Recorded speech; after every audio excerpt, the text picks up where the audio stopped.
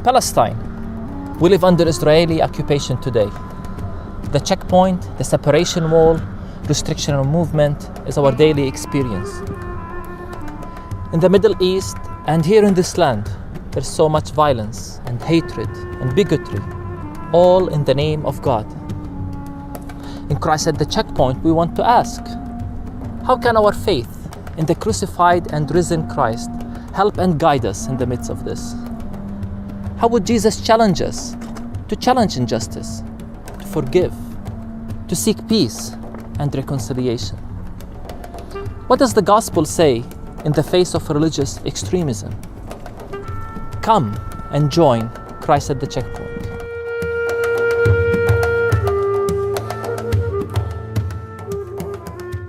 Hi, my name is Marah Sarji.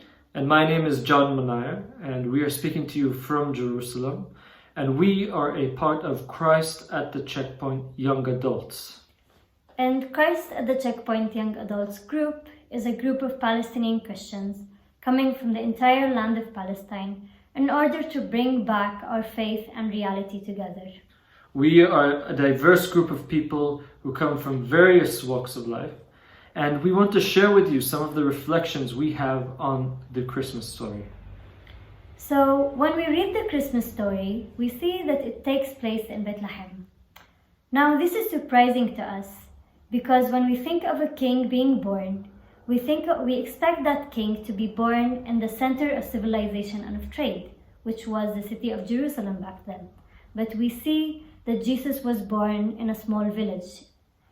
And when we think of God revealing himself, we think of God revealing himself in the center of spirituality, where the temple is and all of the religious practices took place. But instead, we see that God chooses to reveal himself in a humble village in humble circumstances. So in addition to the humble circumstances and unexpected circumstances where God reveals himself, he also reveals himself to unexpected people.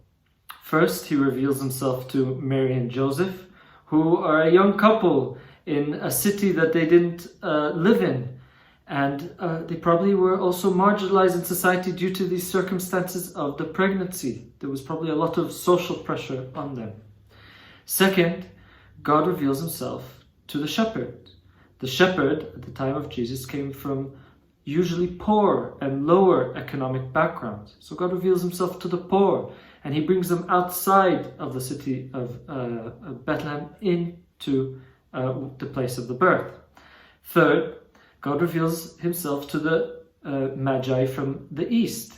Essentially, he's revealing himself to strangers, people who didn't belong to the fabric of the people of Israel, the people who were very much in charge of the religious practices and of the temple. So he reveals himself to people who are strangers, who are considered aliens.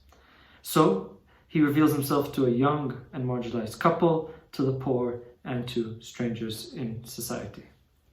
So here we see that the Christmas story is inviting us to be challenged and to reflect in our own context and ask ourselves, who are the marginalized people in our context? Who are the poor in our context? And who are those strangers that we look around and see them in our context?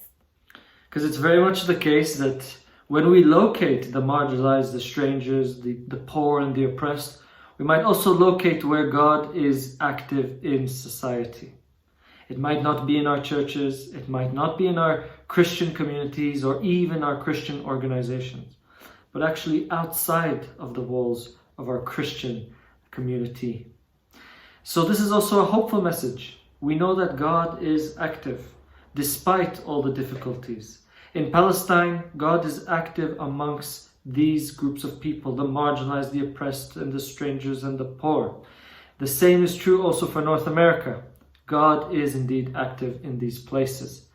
So the question is whether we can not only locate where God is revealing himself today, but also whether we have the courage, like the Magi, who located the star, also to get up and follow the star, to take part in God's active actions in the world today. So we hope that this Christmas reflection inspired you and challenged you as it is challenging to us. And we wish you a very safe and Merry Christmas.